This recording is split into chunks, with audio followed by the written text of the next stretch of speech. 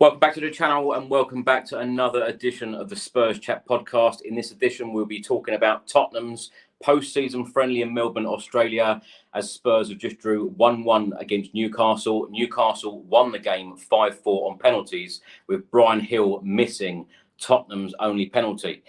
James Maddison put Spurs 1-0 up after 31 minutes and Isak equalised for Newcastle after 45 minutes. Now, we are live on YouTube, live on X and Facebook, so please do get involved. Give us your thoughts on today's game and give us your thoughts ahead of the summer transfer window.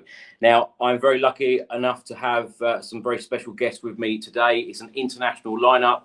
We have got Bob Clarke with us from Dubai Spurs. Bob, how are you? I'm fine, thank you, Chris. Pleasure to have you here. Bob, let's start with you because tell us a little bit about Dubai Spurs, how you got involved with them. It was set up back in 2012 by a guy called Rad, who literally got a few people together to watch games together. And most big clubs over here have their own. Over the years, it's just evolved. We now have a committee. We get good numbers at games. We have a regular venue that we go to.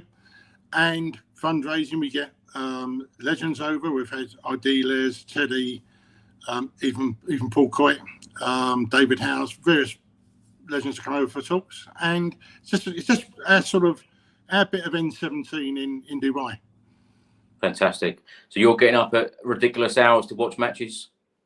No, we're lucky because we are 4 hours in front. So even the worst kickoff for us is 8 o'clock, which is midnight, and we might not get Luton on a Wednesday night at midnight, may not get big numbers, but generally some of the games, they fit in perfectly. A 3 o'clock kickoff at the moment for us is a 6 o'clock kickoff, which is ideal to go in the bar an hour or so before, meet with the friends. It's just like being at home, going to the local pub, meet a few guys before kickoff, and then watching the game and stand behind with a few guys afterwards and talking about the match. Fantastic. Well, it's great to have you here, Bob. Also with us is Kimberly Santos from Australia Spurs, Oz Spurs. Of course, Kimberly, I was in the pub with you earlier today. You've made me feel very welcome here in Melbourne, Australia, so thank you for that. Welcome to the channel. How are you? I'm doing well. I'm in a bit of a daze. Not often, I don't have to leave the country to see my English team, so I'm floating right now, even with the loss. Kimberly, talk to us about Australia Spurs, because there are so many groups, official supporters groups in Australia. Of course, I've seen it firsthand in the last 24 hours or so, but tell us all about the group, how it got started, how many members you have. Oh, asking me stats. So the thing with Oz Spurs is that even though we're in different cities and different pockets of each state, we are actually all one supporter group, and that is a huge difference with Oz Spurs. So that is especially why we have a national conference every year where we all meet and connect with each other in different cities each year. So we're all one community, regardless of where we're from or what time zone we're in, as much as we're all suffering with the time zone. But it is, it's amazing. Bob, let's come to you. Let's talk about today's game, because, of course, it ended 1-1. First of all, what do you make of having a post-season friendly after the Premier League? Because, we've only played 41 competitive games this season, 38 in the Premier League, 1 in the League Cup, 2 in the FA Cup. Is this the sort of thing that you are a fan of? Absolutely not. I couldn't see any sense in it at all. You're risking injury before the Euros with some of the international players. Spurs flew over straight after the game on the weekend. Yeah. I read somewhere, I heard somewhere earlier, they're flying straight back either tonight or tomorrow. They are, yeah. Even if they're in business class or first, it just doesn't make any sense whatsoever. And I don't know what the cost involved was, or who sponsored the game, or what Spurs got out of it. I presume that Mr. Levy's got money going into his bank account, but to me, it doesn't make any sense whatsoever. Kimberly, on that point, of course, you live in Australia. There are so many Australians. 78,000 was the crowd tonight at Melbourne Cricket Ground. When you've got 78,000 people coming to watch Premier League footballers, Spurs, Newcastle, what does it mean to you? Because I see this from both sides. I've seen firsthand what it means to the Australians because, of course, people in Australia, a lot of them haven't even come over to the Tottenham Hotspur Stadium because it's not that easy. Yeah, it's a little bit difficult. There's several hours, lots of dollars, but aside from that, to be an Oz Spurs and Spurs supporter here when a midnight kickoff is nice. It's generally 2 a.m. Often we get a 3:30. It's not a casual passion. This is something that especially has been growing so much more in Australia, and Melbourne especially is sports mad. We have so many tournaments here of all different codes, but the building love of football/soccer, I don't want to say the wrong one, is, we felt it in the last couple of days. The passion has been growing between last season and this season with Ange, our hometown boy. It's only grown. It's only become more passionate and made so many new friends just with the shared passion, the shared love, new or old, whether they've been neutral and they've chosen Spurs because of Ange alone. But from my point of view, sorry to interrupt, but from my point of view, there's a pre-season tour to Japan and Korea. Yeah. Why could this game not have been scheduled then? The football season hasn't even finished yet. The FA Cup is at the weekend. It just didn't make any sense to me whatsoever. It's definitely... Sorry to have a go at the Australians, but... You didn't. No. I didn't take it personally, I promise. No. It's definitely a commercial venture, Bob. I think that Newcastle certainly... if I was a Newcastle fan, I think I'd be disappointed because they've played Champions League football this season. Eddie Howe and even Kieran Trippier come out and said that they're not exactly bowled over by coming to Australia for this game. And of course, they play the Australian A-League Stars on Friday as well.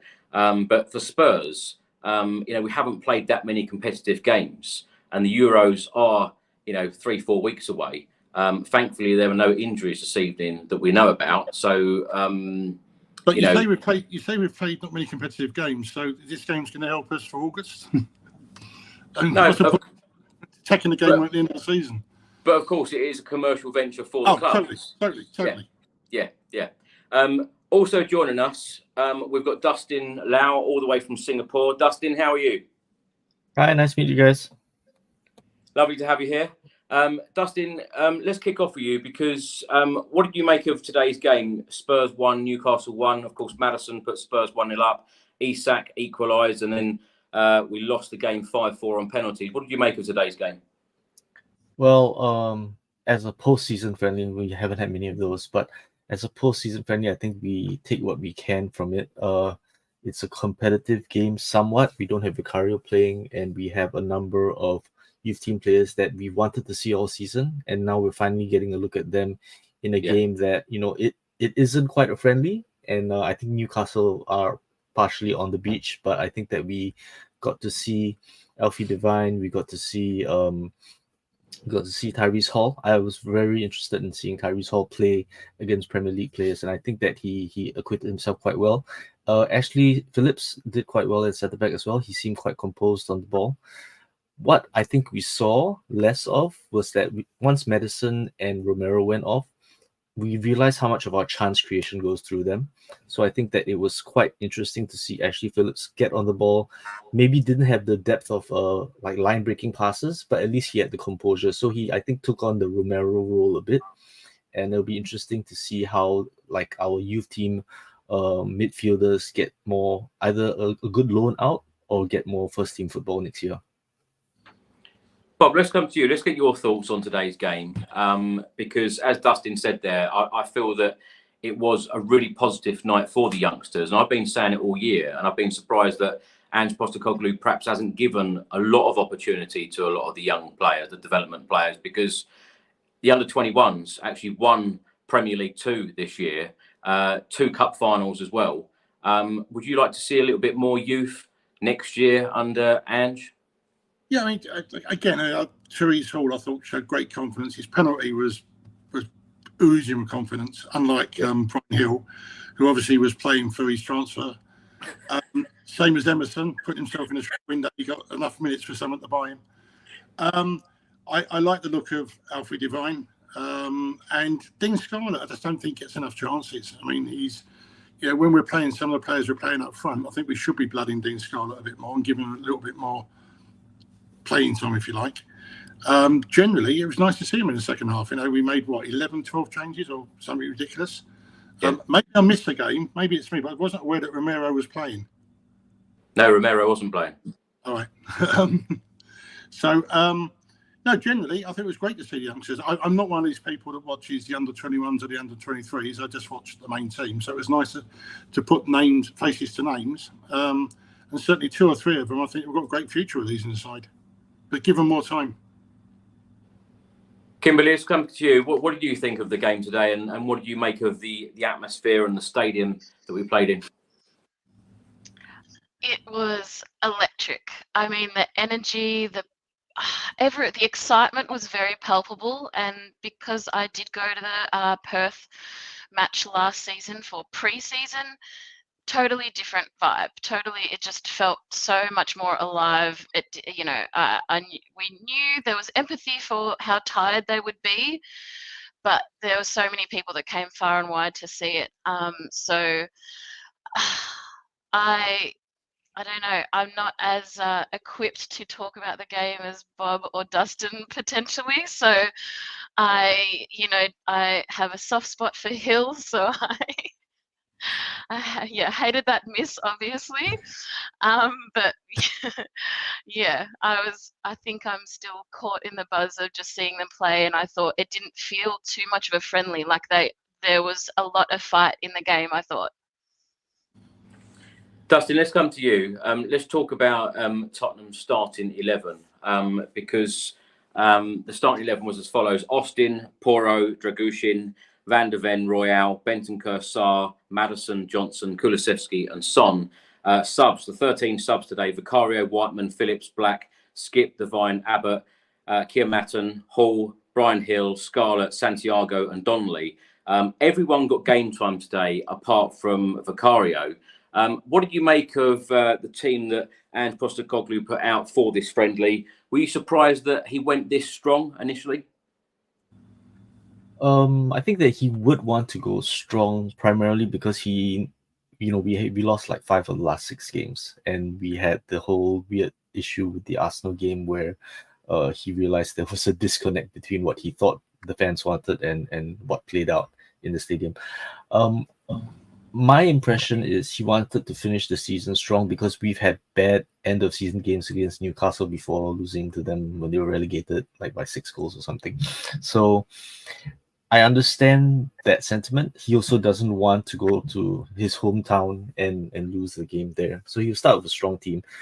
My question would be, why were there so many players that by all accounts we would want to sell in the summer? Maybe it's putting them in the shop window, but it doesn't feel like it's getting them on board with his system if he's about to push them out.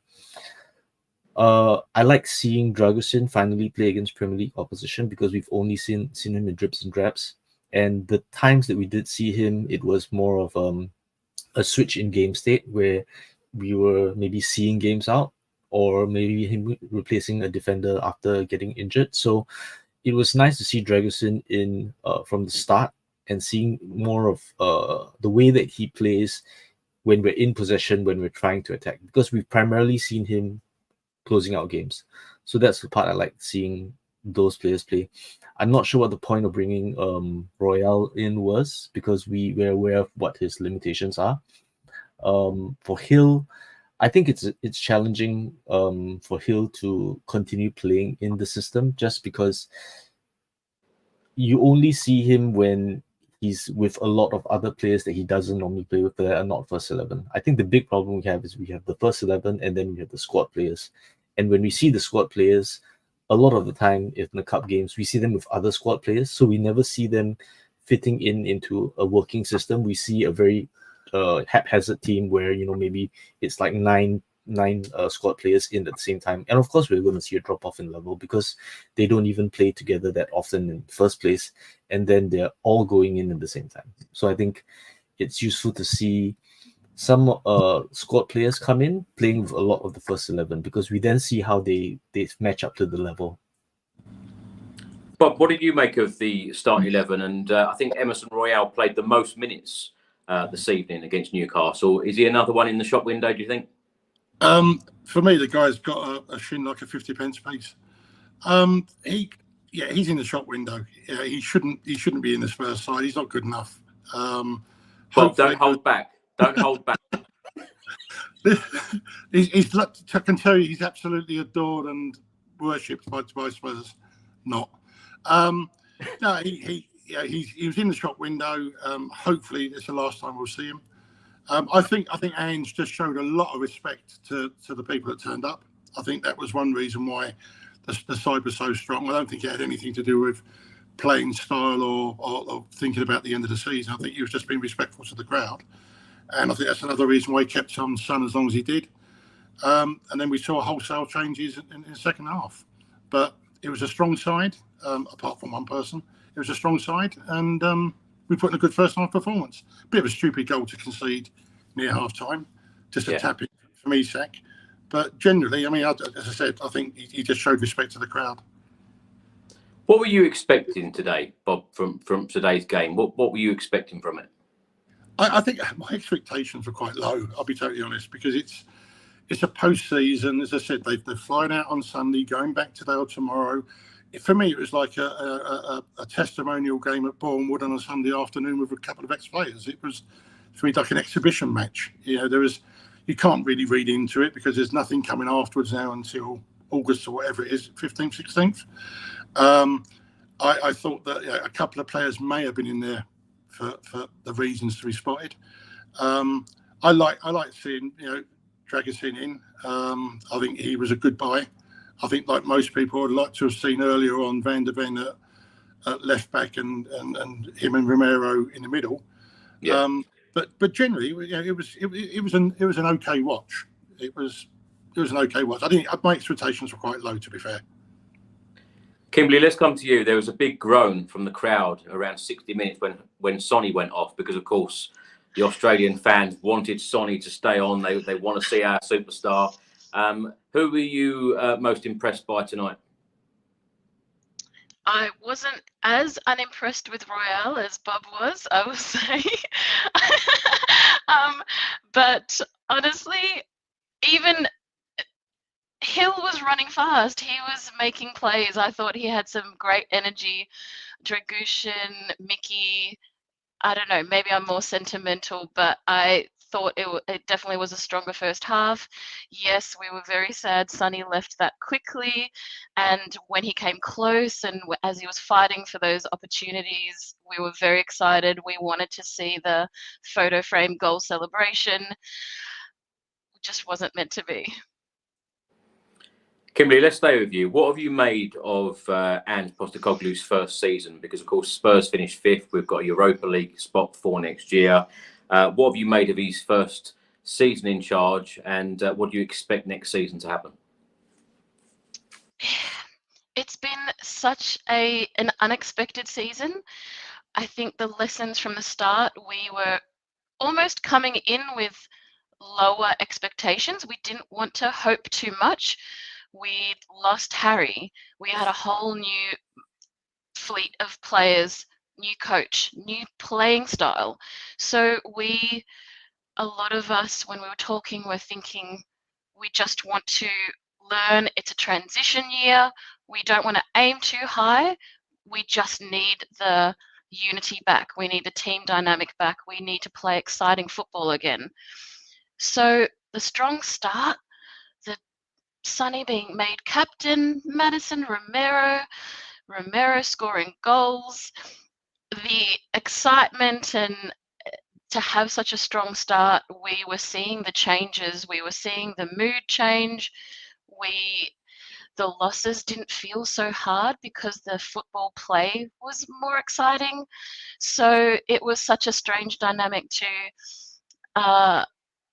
go into every match, no matter who it was. We were just excited to see the different style of play and the substitutions and how he was making those changes. It was just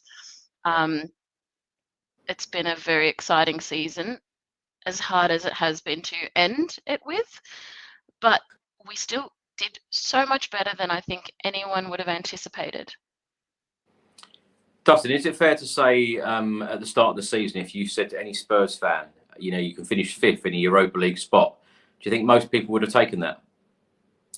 I think everyone would have taken it because there were a number of people, even Spurs fans, didn't have very high expectations, and most of the pundits didn't have us even finishing 8th or something like that. Losing Harry was a big part of that, but I think it's also a new manager coming in, the amount of flux there was in the squad, the amount of deadwood that we have still yet to shift out. And there's the stat from Sky Sports that's been going around, which is he's got a better points tally in his first season than Arteta and Klopp did in their first season. So if you take all of that in context, it's been a very good first season, primarily because a lot of people are like, oh, what's his level? He's only done other leagues that no one has respect for, but there's still challenges in those leagues. I think the main thing is that we have a connection to the football again, which is what we lost, right? During the dark times of like Nuno, Mourinho, and Conte, if we weren't winning, there wasn't much else to look forward to because those were managers that were pragmatic, that were defensive. They weren't playing the Spurs way. There wasn't any excitement to watching the game. There's no glory of playing well even if you lose. It was just, we're going to play in a very specific way for the points, and if we don't get the points, there was really no point to the game because it wasn't as entertaining to watch. So I think that going back to that as our core value as a club at least means that we enjoy the football on the pitch, and we have a manager that now I think the way he deals with journalists, the last few weeks have been a bit ropey, but as a whole, he's dealt with journalists well. He's gone, I'm here to win. And this is something that he said even when he was winning. And even when he was winning, he never rode that momentum. He never tried to make it all about himself. He said, we're still a long way to go, even when we were on that winning streak. And he's maintained that throughout. So I think he's been very consistent in his message, which is he can see where the team is in its developmental phase. It's still very early. We've only had 2 transfer windows. There are lots of improvements that we still need to make to the squad in general.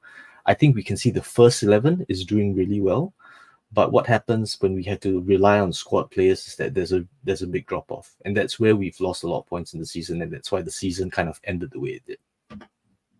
We knew it was a huge job though, Dustin, didn't we? Whoever was going to come in the summer, Ange Postecoglou obviously taking the job. We knew it was a huge job, and we know that there is a lot more work to do in future transfer windows. If you lose Harry Kane, like we were saying, we're going to lose Kane, where are all the goals going to come from? But I think we've scored more goals this season than we did last season. And we had a lot more contributions from other players. And it became one of those things where goals were coming from everywhere because the system was creating the opportunities. And it sometimes comes from the fullbacks, sometimes comes from the midfielders. So we're not reliant on the individual attributes of a really superstar player. We're relying on the system that gets players and the balls into dangerous positions. So then you don't have to rely on really expensive players anymore. You can rely on players that fulfill a role because the system creates the opportunities. Bob, let's come to you on the same point. When Ange Postecoglou was appointed at the start of the season, were you happy? Were you one of the skeptics? And how do you feel now? I was totally sceptical. He'd come from Celtic. He wasn't first choice. He was like 6th or 7th choice. People were turning us down left, right and centre. And my scepticism was, well, this isn't the Scottish Premiership, which is a two-horse race. But like most people, I thought we'd come mid-table. We have to realise Chelsea and Man United did nothing virtually all season. Newcastle fell away. That all played into our favour as well. But I like most people in Dubai, we got wanted to go to games on a Saturday and Sunday. We were looking forward. People are texting each other during the week. I can't wait till Saturday. Can't wait till Sunday. Yeah. And friends of mine that were going to the ground were saying that they were going to the ground and they were leaving like an hour and a half, 2 hours afterwards, and didn't want to leave. And when you watched it on TV, there was no empty seats when extra time came. And I think one of the things that Dustin said, the players, the manager, all reconnected with the fans. And for me, it's the Tottenham that I grew up watching in the 70s and 80s. It was like we got our Tottenham back. My expectations for next season have now become a lot higher. But for last season, I didn't expect too much at all, to be honest. How confident are you then, Bob, that Ange will keep getting the players that he wants in the transfer windows and to transform the club and, for the club to show real ambition with him going forward? That's a $60 million question, isn't it? Levy has said it before and not done it. I read again today that under FFP, we've got more money to spend than anybody else, and Levy has come out and said that Ange will get this and get that. I'd like to think that Levy has woken up at long last and realises that, yes, he's got everything right off the pitch. We've got a great stadium. We've got a great training facility.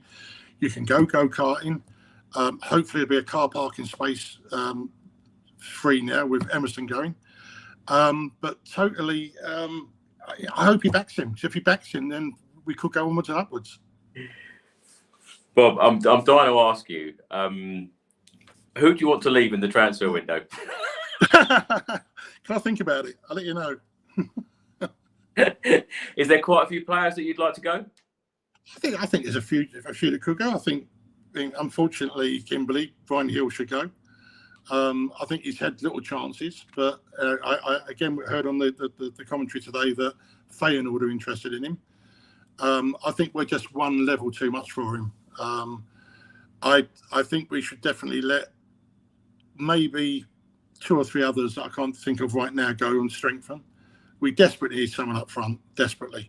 And I don't know whether Richarlison is the answer or whether Richarlison should be carried on with. I don't know again whether we should sign Werner. My gut feeling is no. Don't spend the 15 million on Werner, go and spend it somewhere else. So yeah, I'd like to see at least 4 or 5 go, but top of the list would be a certain Brazilian. I thought so. Kimberly, let's come to you. Now, in today's game, Spurs had 63% of the ball to Newcastle's 37%. We had 18 shots to Newcastle's 4. We had 3 shots on target to Newcastle's 2. Passes, we had 732 to Newcastle's 423. We had 5 corners, Newcastle had 4. And touches in the opposition box. What a difference here. Spurs had 53 to Newcastle's 14. Now, Kimberly, after 2 minutes, Heung-min Son's shot, it seemed to go to a Newcastle player's hand. The referee didn't give a penalty. Had it have been VAR, do you think that would have been given? Yeah. I think so. I think there were a couple of times. I think Trippier was lucky. He had a bit of a cuddle. But yeah, they had a bit of a reunion, but sadly no yellow or a penalty. But yeah. Kimberly, what have you made of Heung-min Son this season? That's so tricky. I'm very biased. Yeah, Bob, you know. That's all right. Bob don't want to say. Yeah, oof, don't hurt my heart. Again, he had a strong start, but I feel as if he didn't have the partner making those opportunities or creating that flow. And Maddison had it at the start, and then once Maddison came back, that's not his fault, but at the same time, Richarlison wasn't making them happen. And so I felt as if Sonny needed some partnership that didn't quite happen or a different dynamic. Brennan seemed quite strong. I feel like Brennan is doing really well on the right hand side, but Sonny's season, I almost felt like there were moments in certain matches where he was passing or trying to give other players opportunities as if he was nurturing goals from younger players. He was passing to other players when he could have taken the shot himself. That felt almost like that was his captain. That was him trying to mentor the players. It just wasn't the right time in a match. Dustin, let's come to you. After 3 minutes, Newcastle had a shot through Isak shooting over the bar. After 17 minutes, Mickey van der Ven gave Kulusevski a great pass. What have you made of Kulusevski in that central role? He played that central role, of course, today, and also at Sheffield United, scoring a couple of goals on Sunday. Kulusevski, for you, what's his best position? That's a very difficult question because I think that we are all biased by Kulusevski from the first season when he was amazing on the right, where he would cut in, curl it in top corner. He was strong on the ball. If he wasn't cutting in and shooting, he was taking it outside. And even with his weak foot, he was making good passes into the center. I think that's kind of biased us to the point that everything feels like a drop off. Even though there was a game in this season, I remember that he was playing as a lone striker. I think we may have been the man down, and he was a colossus as a lone striker, just holding up play. There have been games where he's done well, and then there have been games where he's so predictable cutting inside, and he has been frustrating to watch because you know the potential that's there, and you know how dominant he can be, but he has strength when he's dribbling at a certain pace, but if he receives it and the ball is dead, he doesn't have the momentum to beat this player. So that results in him being a little easy to contain. As long as you don't let, as a defender, you don't let him receive the ball while he's moving, you make sure you slow him down, then you're just going to force him to pass back or cut into traffic. So I feel that Ange moving him around has actually helped free him up a little bit because he's in a position where defenders are less likely to have figured out how to beat him. Because outside on the right, you're just like, okay, show him outside, he won't go that way, wait for him to cut in and cut into traffic, and then he'll have to pass back. So I think that there's potential there. There is a chance for him to play in the center, but we already have Richarlison, and most likely Richarlison should be a squad player if we have any ambitions to do well next season. So we would then have a rotation of 3 players that can play central. I think that Son did well playing central for a short period of time until teams' defenses figured out how to cut off his supply. For Son, I've seen some aspects of him getting better in the last few games back on the left, but I feel like Kulusevski has been found out a little bit on the right, and that's why we're trying him out in the middle to see where else he can still give us quality. Dustin, you mentioned Richarlison there. Of course, he wasn't part of the squad today. Would you like to see him at Spurs next year, or would you like to see him sold? Depends on how much we can sell him for. If we can't, I think if Saudi Arabia comes for him and we're going to make a profit, and we can get a replacement at a price that makes sense, then makes sense to sell him. But I almost feel like who can you buy for 60 million these days? Because most strikers have become a commodity that is ridiculous to try to buy. Because most strikers that are any good are over 80 million. And we're not the club that spends 80 million on strikers. And we're not a club that spends money well. Because all our record-breaking transfers, Ndombele, you can name every other, we're not good at making expensive signings. We're good at nurturing strikers, particularly. We've never signed an expensive striker. We got Soldado. That looked like a sure bet, and that still didn't work. So I think that we shouldn't try to sign a striker. We should try to make the system work, and maybe Dane Scarlett will be the next Harry Kane. Wow, that's some statement. Bob, let's come to you. After 18 minutes, Pedro Porro made a great tackle. Just wanted to get your opinion on Pedro Porro as a defender, because, of course, we've seen him, how he attacks. We've seen that he's got a great shot on him as well. He can certainly put a ball in, whip a ball in for a great cross. What do you make of Pedro Porro defensively? Do you think he's improved under Ange?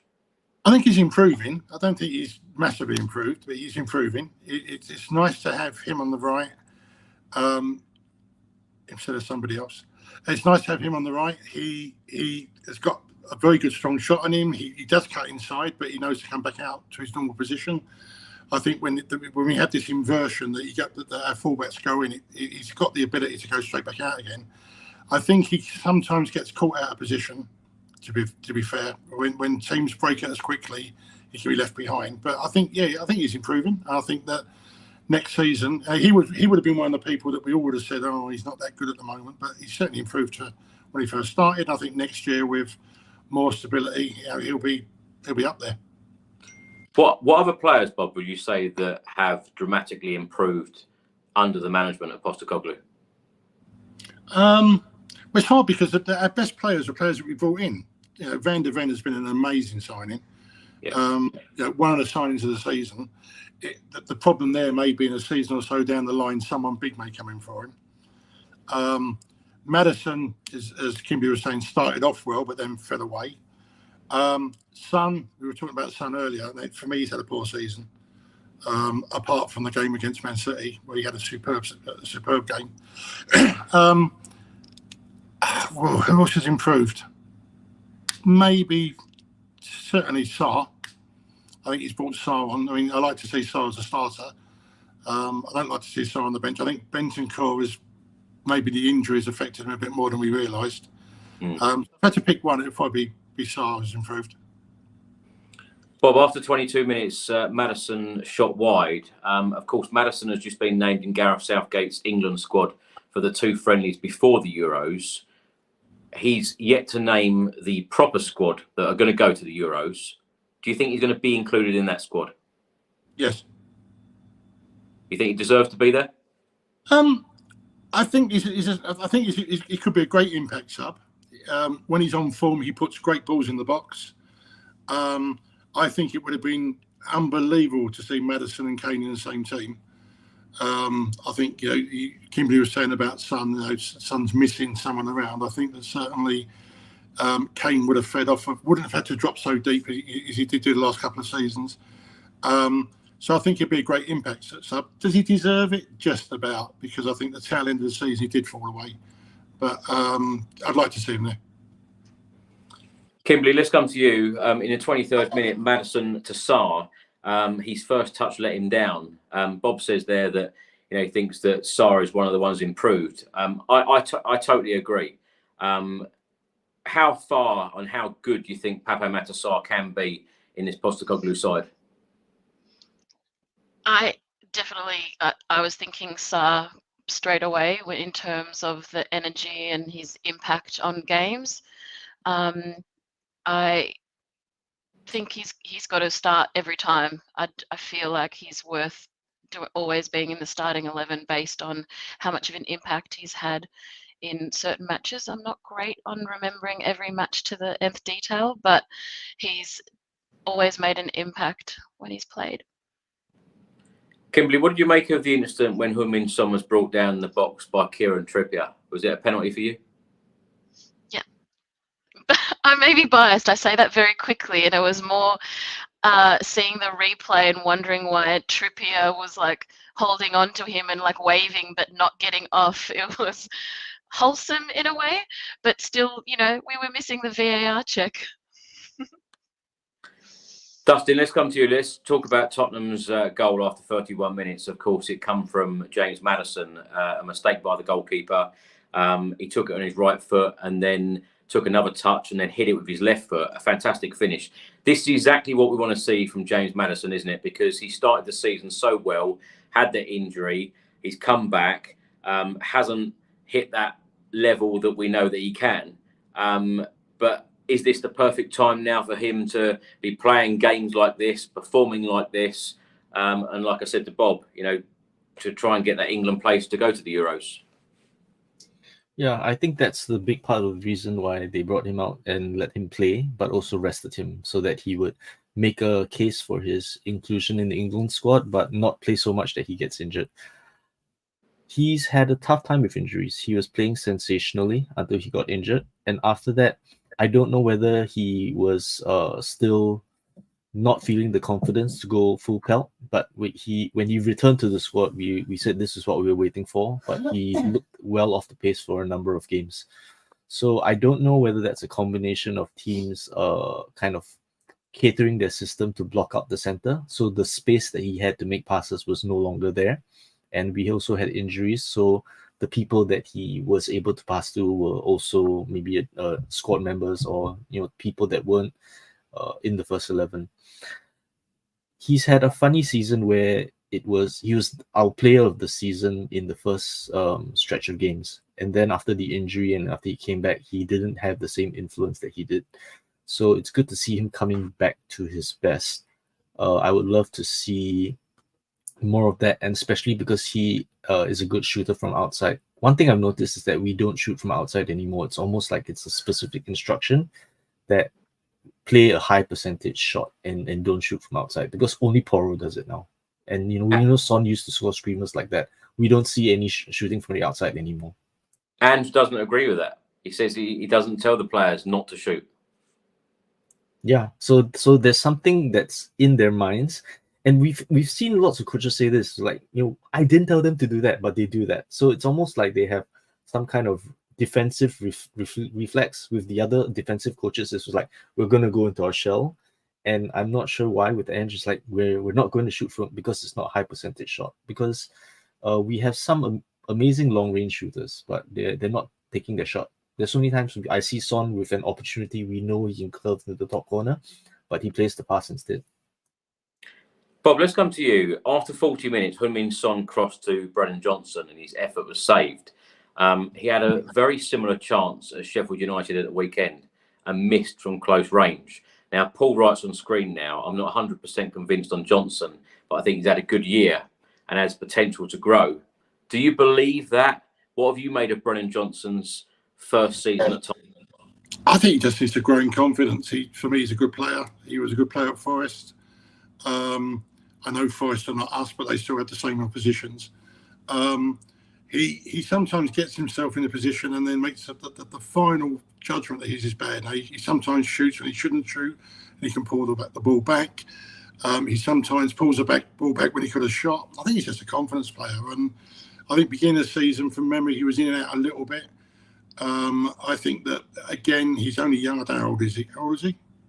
He's quite young. 23, I think. Yeah, 23. So he's still quite young. And I think that in confidence, I think he'll be a good player. Definitely a good player. He's got pace, for definite. I mean, he should use that pace more often. I don't know whether, as Dustin says, he should get himself in a position and shoot, because he makes some bad decisions on his final ball. But no, I think he's got the ability to be a good player and be a regular. But what do you make of the goal that we conceded right at the end of the first half? Because I felt so disappointed, because Newcastle hadn't tested Brandon Austin one bit all game. And then, of course, they put that cross in. Brandon Austin gets a right hand to it and puts it right in the path of Isak. And, of course, we know only a couple of weeks ago we're getting thumped at St James's Park 4-0. We know exactly what Isak can do. It was just, again, as I said, it's just testimonial defending. No one was really on point. No one was thinking. I'm sure that Emerson was to blame somewhere along the line. It's like a Sunday afternoon out. Put the ball across, you just tapped it in. I'm sure if I watch it back later, you'll see a lot of Spurs players are just wandering around, not looking. It was just a bad goal. If that was a Premier League game, I'm sure we wouldn't concede a goal that easily. I'll give some credit to Bruno Guimaraes. I think that he paused and waited. He waited for the defenders to commit, and he played the pass out wide very well. He's a player. We probably won't buy him, but he's a player I would love to be able to afford. It's frustrating, though, Dustin, isn't it, that we can see the goal like that, because they hadn't tested the goalkeeper at all up until that point. That's kind of what we do, right? We have 70%, 60% possession, 7 shots on target, and then teams score with their first shot on target. Seems to be what we do. Kimberly, let's come to you. How are you feeling at half time? I'm maybe still a relatively new Spurs fan, so I'm still optimistic and I still have hope. So I still had faith in whatever changes Ange was making, and like you said, all the stats, all the possession, we were making passes, we had a lot of opportunities in the box. The stats show that we've got possession and the ball, but not quite sure what's missing. So at halftime, I was still pumped. I was ready. Didn't care about the rain. Well, of course, at half-time, Ange Postecoglou made 4 subs. Skip, Phillips, Abbott and Devine all coming on. Pedro Porro, Bentancur, Van der Ven and Maddison all going off. We haven't spoken a lot about Mickey Van der Ven. Kimberly, is your player of the season?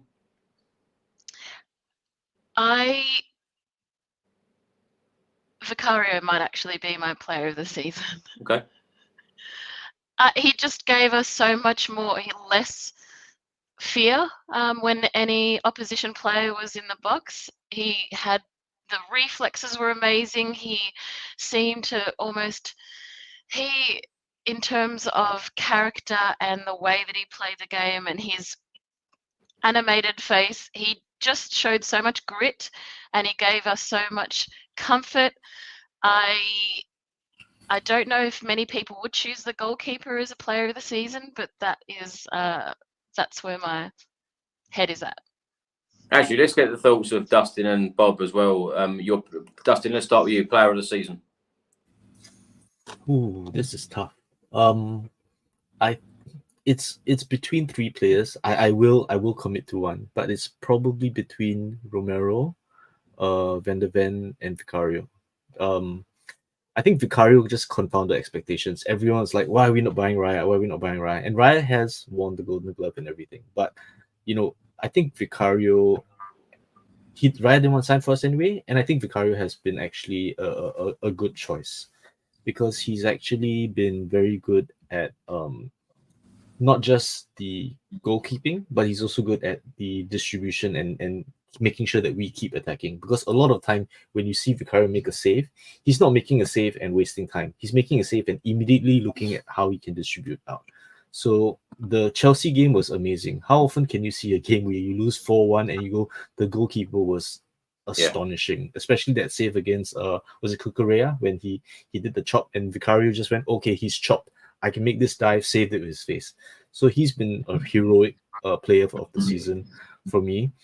I will commit to Mickey Van de Ven as player of the season because you know how when we used to watch Aaron Lennon and whenever he went down the wing, everyone would get off the seats. How often do a striker hits a ball past a centre back and everyone gets off the seat to watch him sprint and Salah tried to get past him. I think early on.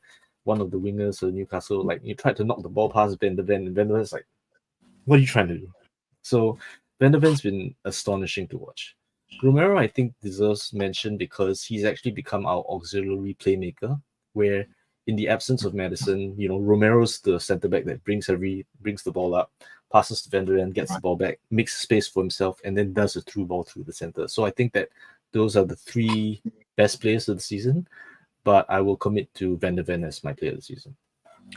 I completely agree with Van de Ven because when you think that he only played 30-odd games for Wolfsburg, he's come into the Premier League in his first season. It just looks like he's been there for years. And, of course, another very young player at the club. Bob, who's your player of the season? I'll pick up on Romero first. Again, I sort of look back at the Chelsea game where Romero, for me, cost us a game against Chelsea, cost us our run. You could argue that cost us fourth place. That game was an awful game. To get sent off on a tackle, which I think was a sending off, was the start of a bad run. Don't get me wrong, he was I think he's a high scoring defender. I think I read somewhere. Yeah. But I look at that and think a player of his quality, World Cup winner. That game was pivotal for us in the season. Vicario, it took him until the Sheffield United game to push an attacker out of the way. And we got found out in a few games where people were surrounding the goalkeeper, and that cost us some games.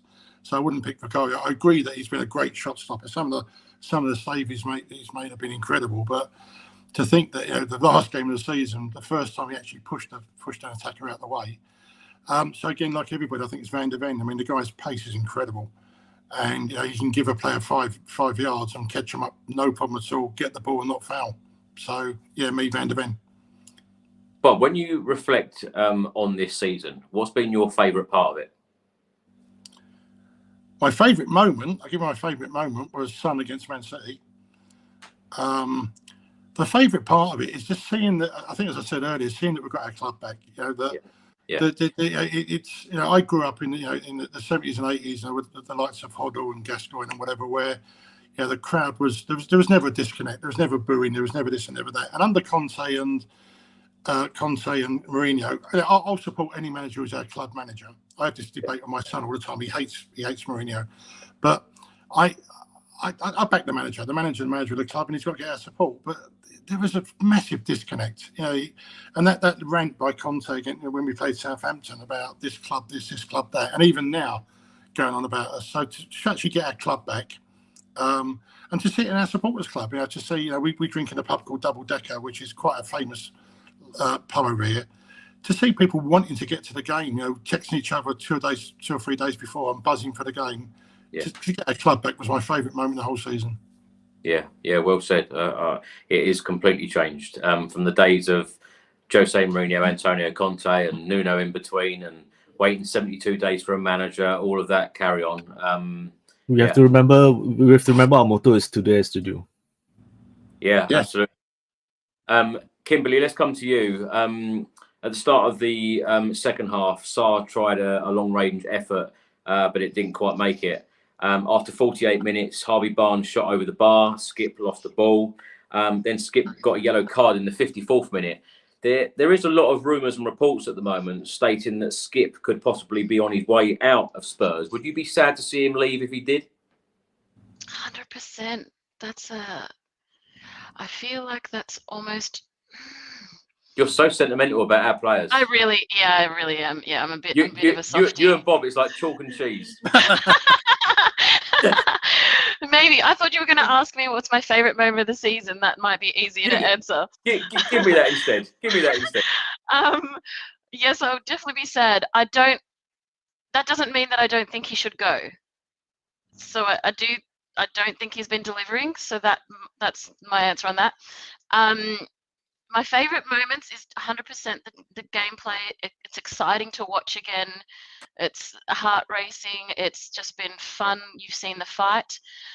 The unity between the players, you can see the huddle. You can see how passionate. You see Vicario at one end and he's wanting to go over. I don't know. There's that element. And then there's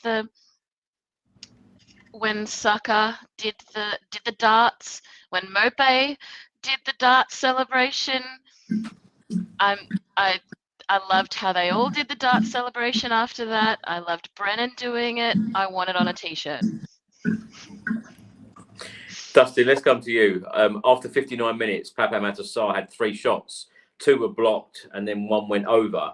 Now, Ange Postecoglou this season in the Premier League, he's used about 26 different combinations, midfield trios. Would Pape Matar Sarr always be in the starting 11 for you? I don't think he would suit every game state. So sometimes it depends on the opponent. There are times that we need him to cover a lot of ground because we need to maybe connect between the centre backs and the midfield. Maybe we need him to shepherd the ball. Maybe we need him to cover for Udogie when he goes up. So I think that Pape Matar Sarr is important for specific kinds of teams that we play when he needs to do a lot of the box-to-box work, because I think that he's got the best lungs in our midfield for covering that kind of ground. Bentancur is a different kind of midfielder. So our midfielders all have different attributes, and it depends on the kind of game that we have. I think in a more chaotic game, having Sarr around to mop up and cover the grass helps. I think with games when you're trying to unlock a packed defense, that's a different skill set, and I think that's where Sarr's attributes don't help as much. So depends very much on the opponent and the kind of thing that we're trying to do, whether it's unlock a defense or to ease or manage chaos in a game where we're going toe-to-toe with an attacking team. Bob, let's come to you. After 60 minutes, Sarr and Son both went off. Jamie Donnelly and Brian Hill came on. I know we touched on Brian Hill earlier, but he had the chance to leave in the last transfer window, but he wanted to stay at Spurs to try and prove himself. Surely this next transfer window is the time that Spurs cash in and he then goes off to another club. I've no doubt that Brian Hill is a good player, but for me, I just don't see it happening in the Premier League, and I don't see it happening under Postecoglou. Do you agree? I'll drive him to Lowestoft to get the ferry to Rotterdam. I just love seeing Kimberly's reactions every time you talk. I loved him at first. I mean, we've got our chairman at the club, Brad. He goes on and on about we miss Andros Townsend, and for me, Andros Townsend wasn't a world beater. I don't think Brian Hill is. He had his chance. I think under Nuno, when we were playing in the conference, he was in what I would class as a reserve side. There's no such thing as a reserve side now, but he's had chances, he just hasn't taken them. He sometimes just runs into an imaginary brick wall. And I liked him when he first signed, but if we're going to grow, as Dustin was saying earlier, if we're going to go in for some big players, he's not going to fit into us. He's not even going to be an impact substitute. We've got a lot of players in that squad at the moment that can be relegated down and can have far more impact coming on the pitch. But what about another player that didn't travel to Melbourne, Australia this time was Giovanni Lo Celso. Of course, he has played for various different managers at Spurs. I would say that his best spell or his best season has probably been this season, but he still had very limited opportunities. Of course, he played well and scored a great goal against Manchester City at the Etihad earlier on in the campaign. Is Giovanni Lo Celso another player that is probably the right time to go? I feel a bit sorry for him. So he's quite a good player. He's not had the chances he should have got for whatever reason. And he was put out on loan, wasn't he, a couple of seasons ago? Yeah. Spain, from memory, and did very well in when he was put out on loan. But for some reason, he just doesn't fit in when he comes here. I mean, he comes back. And as personally as a player, I like him. I think he's hardworking. He's got sometimes good vision. But I think, again, going back to Dustin's point, if we're going to strengthen our team, then you've got to look at who will be dropping down. If we strengthen enough, Johnson may not be a starter. Kulusevski may not be a starter. I mean, Dustin's saying we should spend 60 million on another player. Maybe we can spend 60 million getting Kulusevski a right foot. What about Richarlison, Bob? Are you a fan of him, or do you want to see him gone? I like him. I mean, I won't use a swear word, but when he played for Everton, he used to wind up the opposition. He used to say he's a nasty whatever. Now he's our nasty whatever. And again, going back to Dustin's point, he could be a good player on the bench, but whether he's going to want that, I think we should cash in with Saudi. I think Saudi will come in for him. I think he'll want to cash in. And if we can get decent money for Richarlison, then let's go and get someone. But who? I mean, I don't even know who's out there to go up front. Yeah. My question is Giovanni Lo Celso an Argentinian Darren Anderton because he's signaled all the time? Do you know? Possibly, yes. I find that so frustrating with Lo Celso because, again, like Brian Hill, I've no doubt he's a good player. Just perhaps not for the Premier League and perhaps not for Spurs because, like you said, Dustin, he's injured all the time. It's ridiculous. Yeah. Kimberly, let's come to you. After 65 minutes, Newcastle put a cross in from the right-hand side. It was blocked by Radu Dragushin. What have you made of him in a Spurs shirt so far? Because, of course, he joined us in the January transfer window, turning down Bayern Munich. I think it's too soon to tell. I mean, was it the last two matches where he actually started? He wasn't substituted on, so it's too soon to tell. What can I say? I don't really know the stats on his performance-wise, but he's made an impact. That by no means has he been what is he doing there? He's on the wrong side. There hasn't been that sort of disappointment or worrying about it being in the wrong position, but being that it ended with 2 matches where we saw some gameplay, I look forward to seeing more. Kimberly, let's stay with you. 4 minutes later, Brennan Johnson and Dejan Kulusevski went off. Dane Scarlett and Santiago come on. Dane Scarlett, of course, went on loan at Ipswich. It didn't quite work out, and he didn't get that much game time at Portman Road either. Santiago hasn't played in the Premier League for Tottenham yet, but of course he's done very, very well in the under-21 side this season. Do you think that Ange Postecoglou will use more of the under-21 development side in the Premier League and perhaps in the Europa League next year? I think so. From the way he's been substituting and bringing on young players, in the last 2 or 3, was he using Mikey more? It's Mikey, not Mickey, right? Yeah. I think at least we're seeing the opportunities, despite how many minutes, he's much more willing to use the younger players more than we saw last season. So however many minutes that is, I think at least he will give them a go and they have to step up, even if it's 5 minutes. Dustin, let's come to you. A great ball from Emerson Royale. I know, Bob, you won't like this one. A great ball from Emerson to Santiago, and then he put in a good cross to Scarlett, who headed just wide.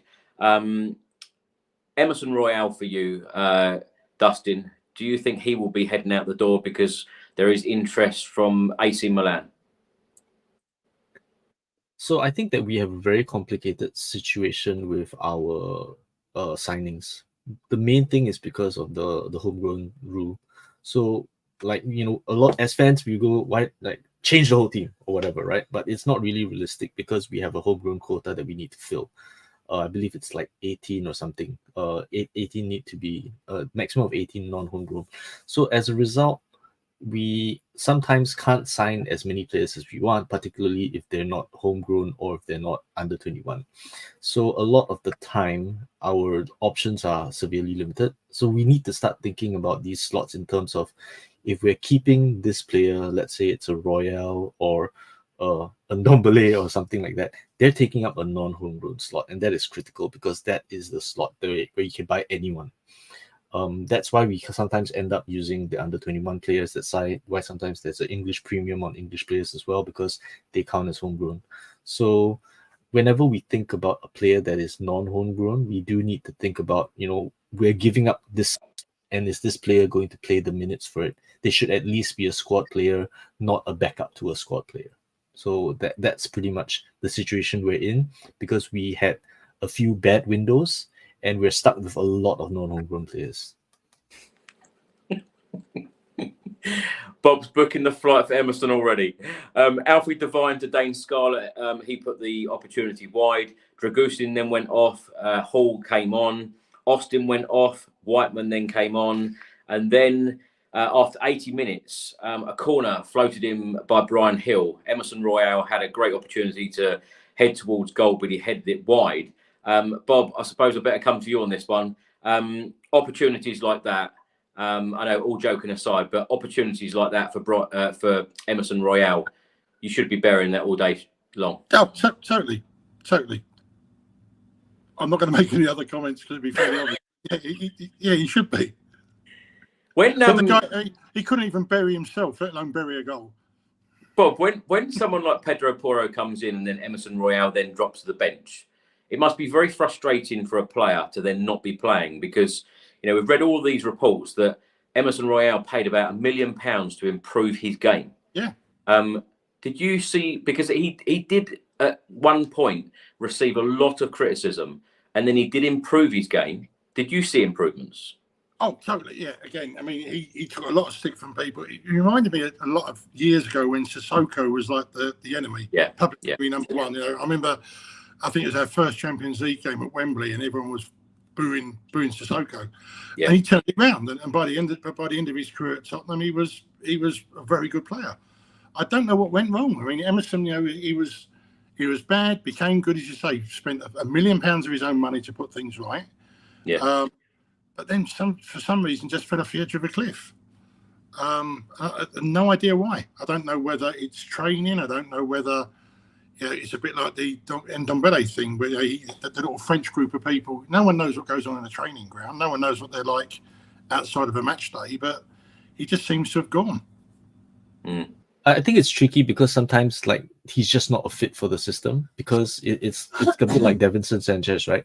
Be a composed centre back on the ball. But if you're not composed on the ball, if you're not a ball playing centre back, it's hard to suddenly change who you are. So I think part of it is he's shown professionalism. I think he's serious about being a better player, but it's also about what attributes do you have, and do your attributes fit the system? I think he's just not a fit for the system in the same way Hill is not a fit for the system. But I think it also comes back to the point that Porro was playing so well, so he suddenly becomes second choice rather than first choice, and that can hit a sportsman, his confidence, his ego, whatever. And Porro did take his opportunity with both hands. The thing is as well that Postecoglou likes versatile players, and if you can't play someone like Emerson Royale as left back, and Andrew's words were last week, Emerson Royale is not a left back. But it should be left back. Well, yeah. If in fairness to him, I get Dustin's point, because when he came in under Nuno, he was playing in a flat back four, exactly what he was used to. Then under Antonio Conte, it was a wing back system, and then of course Andrew's now using the inverted fullback system. So he's been asked to play all these different roles, and I don't think that he just fits fits the system. Exactly, Dustin. Kimberly, let's come to you. After 83 minutes, a good cross from Santiago, which was blocked. It came out to Donnelly. He shot wide. After 86 minutes, Brian Hill and Donnelly combined. It was 1-2 in the box, then it was cleared. After 85 minutes, Emerson went off, Abbott went off, Kiamatin come on, Black came on. After 89 minutes, Dane Scarlett had a shot blocked. After 90 minutes, Scarlett with another shot, goalkeeper saved.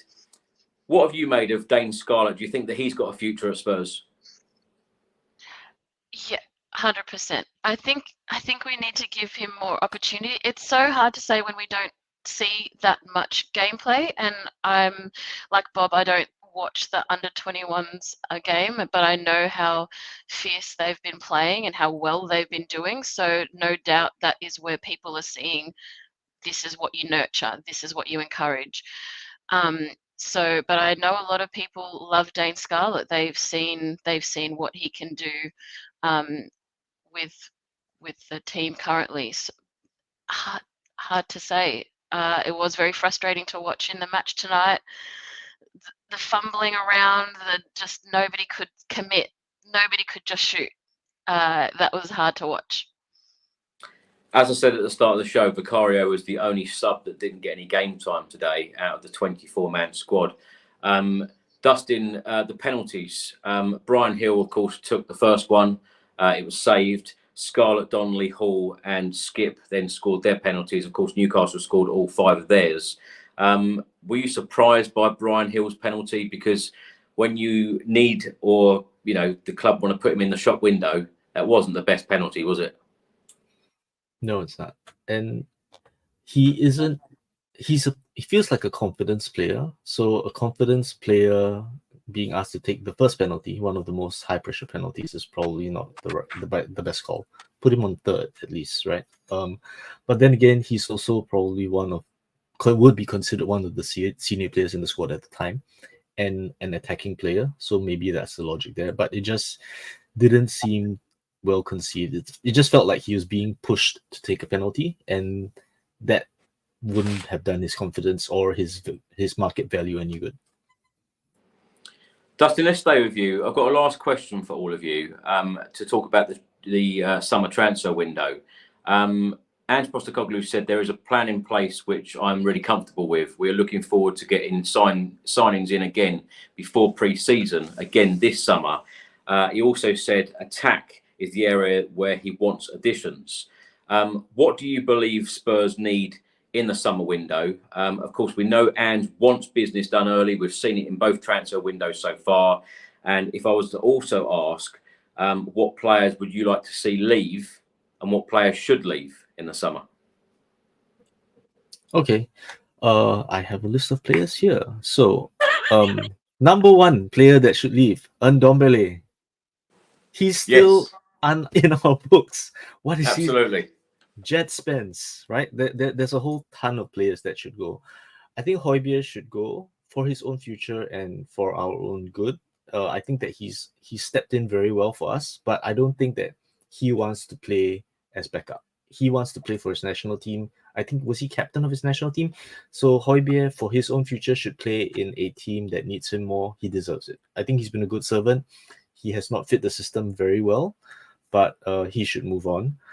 Manor Solomon, Lo Celso, Timo Werner, I think he chipped in well. I don't think we should complete the loan unless it is at a very competitive price, or I don't think we should sign him unless it's a very competitive price because, again, it's a non-homegrown slot.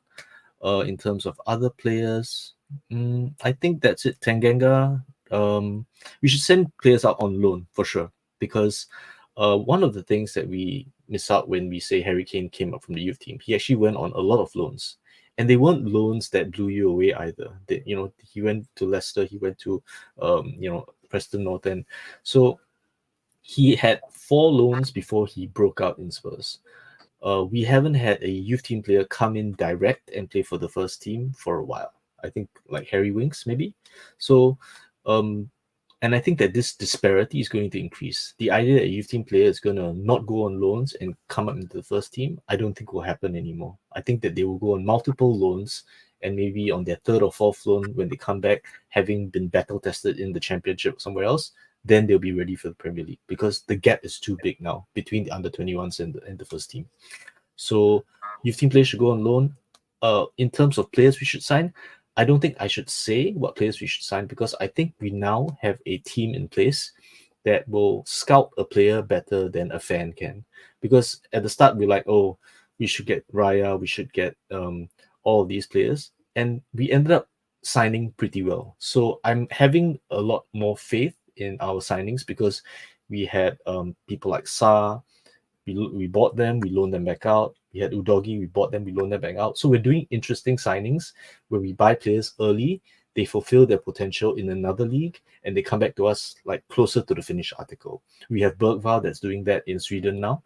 So I feel like instead of saying who I like Paulinho, for example, but maybe he's too expensive because I'm aware of him. The signing team probably knows someone that's cheaper, better, and will do the job. So I think in terms of attributes, we need a player that maintains width well. So kind of like Werner or Brennan Johnson, but better versions of it that actually maintain the width and does what Ange needs them to do. We need aerial threats, because we don't have Kane. And the reason we let in so many set pieces is we don't have Kane as one of the best hitters of the ball, clearing the ball out for us. I'm not saying that we necessarily need a lump. We need a lump sometimes, because if people just pack in the center defending us and we don't have a person that can hit the ball, we don't have high crosses, then that's something that teams don't need to worry about. Who else do we need? We need players that can switch the ball very quickly or do passing combinations, because what City does really well, because people defend us the same way they defend City. They pack the center and then they give you the flanks. But what City does really well is that they go to one flank, they pull the team apart there, and then they switch to the other flank very quickly where that's loose, and then they find the opportunity there. But for us, when we get stuck on one flank, we pass it back to the centre back, the team gets to reset themselves, and then we try to go down the other flank.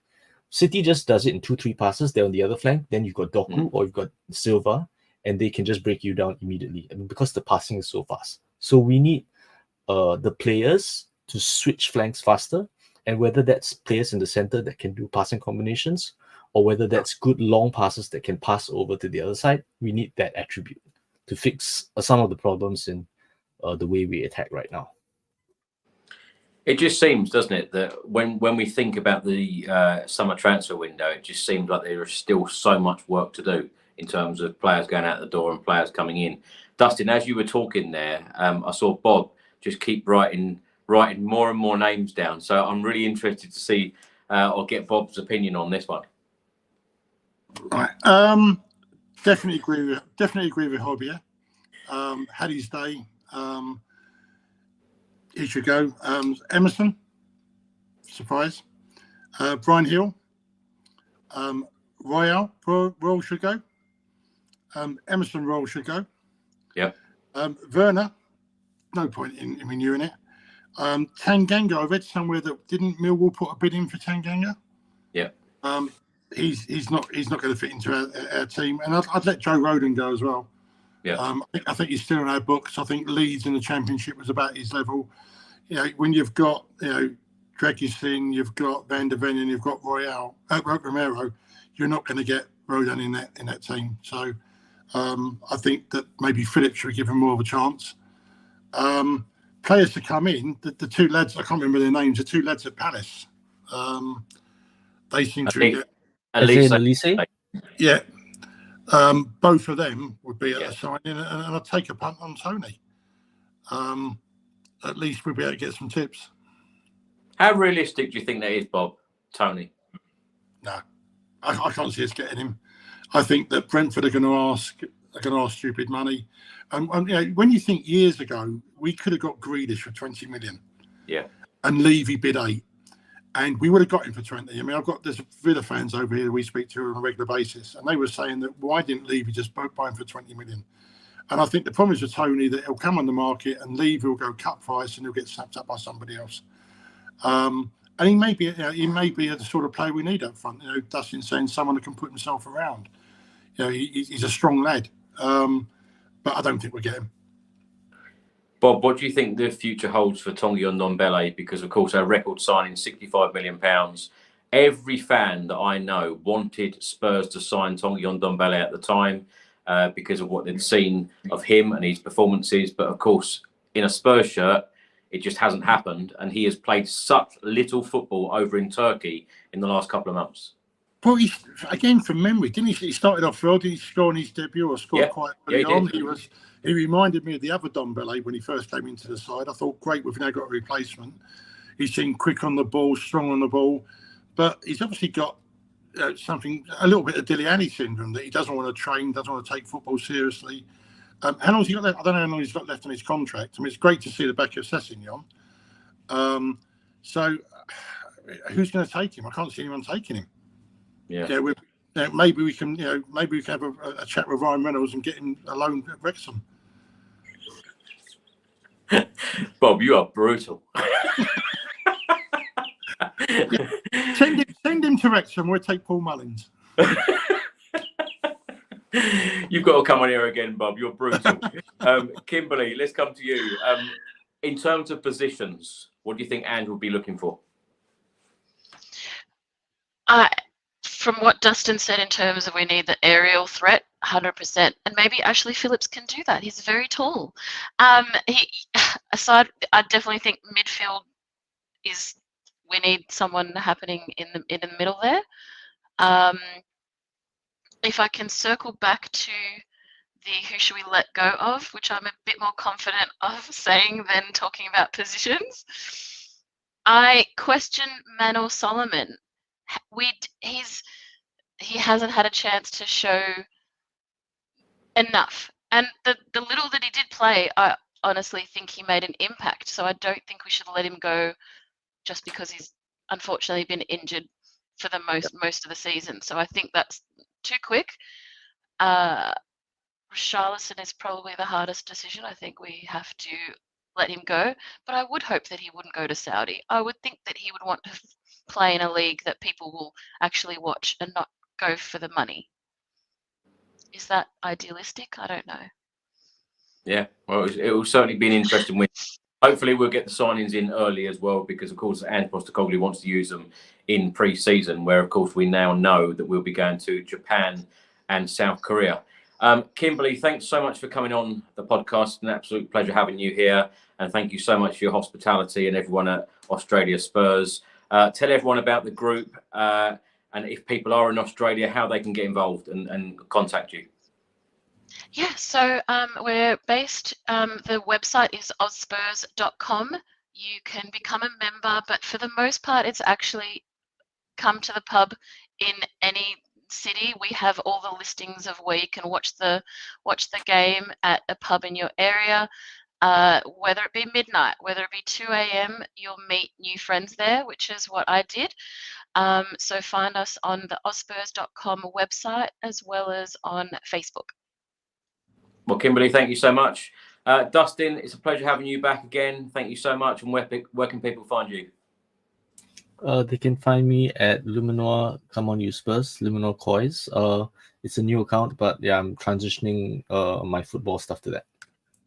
Thank you so much. And Bob, a pleasure having you here. When we're doing the transfer shows, I'm sure we'll invite you back as a guest. Thank you. Where can people find you, and tell everyone about Dubai Spurs? Yeah, so Dubai Spurs meet at Double Decker every game. We have great discounts. We have a predictor score. We have a scratch card to raise funds. We have legends come. The discount we get is 30%. We are just in the process of setting up a website, dubaispurs.com. You can find us on Facebook. I'd also like to do a shout out to James and hope that his rash gets better. I won't ask. It's something that it came up over the weekend, but hopefully his rash will get better. But no, we're a double decker. We're a friendly bunch. We will probably have an Emerson Royal corner next year. I was going to say, do you want to tell everyone about the Emerson Royale fan club that you're president? Well, Bob. Yeah, we'll get some T-shirts made up. Well, thank you so much for coming on, Bob.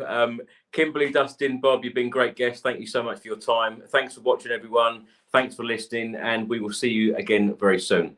Until the next time, come on, you Spurs. Thank you. Come on, you Spurs. Thank you. Come on.